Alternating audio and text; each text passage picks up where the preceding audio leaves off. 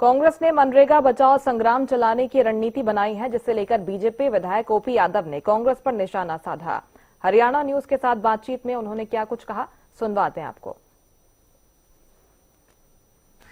कांग्रेस द्वारा मनरेगा बचाओ संग्राम जो है चलाया जाएगा और इस वक्त खास बातचीत करने के लिए हमारे साथ विधायक ओपी यादव मौजूद हैं। सर, किस प्रकार से इस संग्राम को आप देखते हैं? देखिए, समय समय पर ये जो रोज़गार की गरीबों को, बेरोज़गारों को, मज़दूरों को जो रोज़गार देने की योजनाएं हैं वो बदलती रही हैं।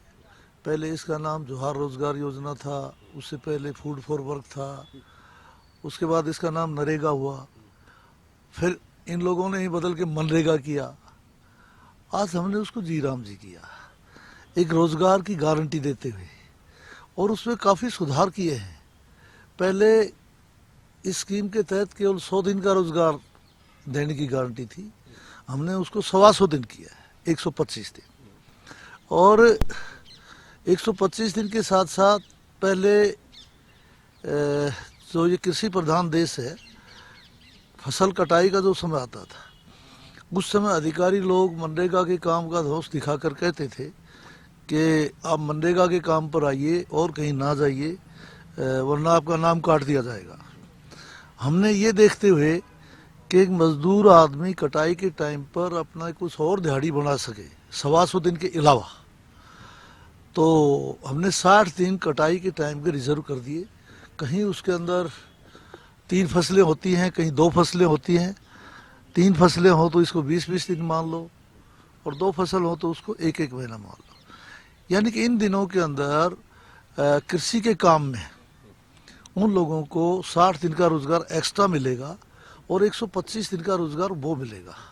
इस तरह से हमने उनके रोज़गार का समय बढ़ाने की बात की है।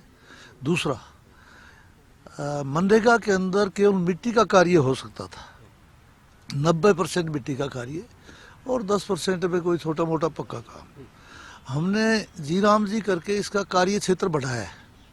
अब हम इसके अंदर कोई बड़ी बिल्डिंग, कोई सामुदायिक केंद्र है, कोई पंचायत भवन है, कोई इस प्रकार के जो लाइब्रेरी है, हम भवन निर्माण भी कर सकते हैं।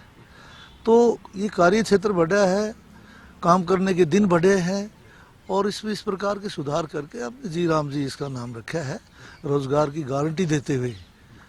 जिस प्रकार से आपने जिक्र किया कि समय समय पर बदलाव हुए हैं, लेकिन कांग्रेस के नेताओं का लगातार आरोप एक ही है, 2014 से 25 यानी कि करीब 11 साल सरकार को हो गए हैं। अब बदलने की क्या जरूरत पड़ी, जब पहले क्यों नहीं बदला?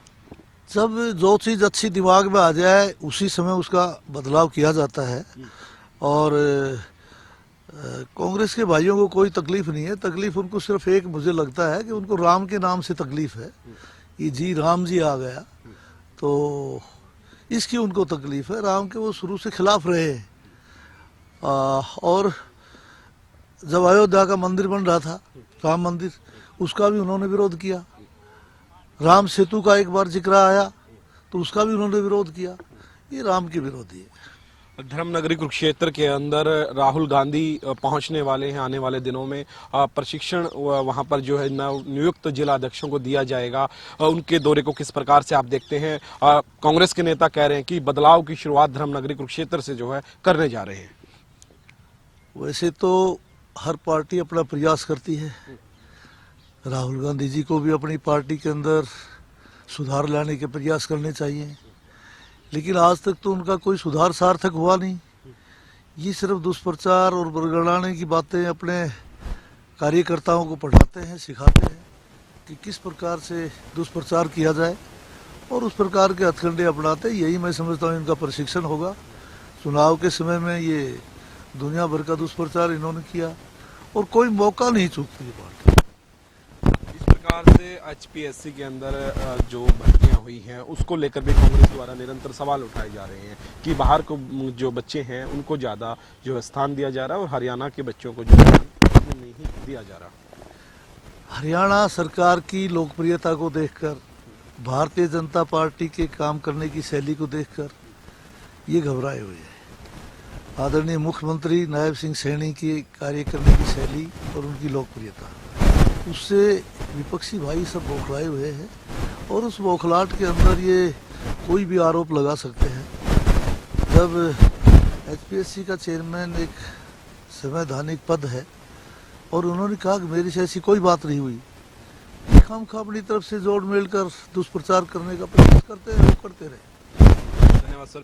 इस वक्त हमारे साथ भाजपा विधायक ओपी यादव मौजूद थे, जिन्होंने तमाम जानकारी दी और उन्होंने साफ तौर पर कहा कि जो नायब सरकार है वो निरंतर जो है प्रदेश के लिए विकास के कार्य कर रही है। वीडियो जर्नलिस्ट जसवीर के साथ प्रदीप शोकंद, हरियाणा न्यूज।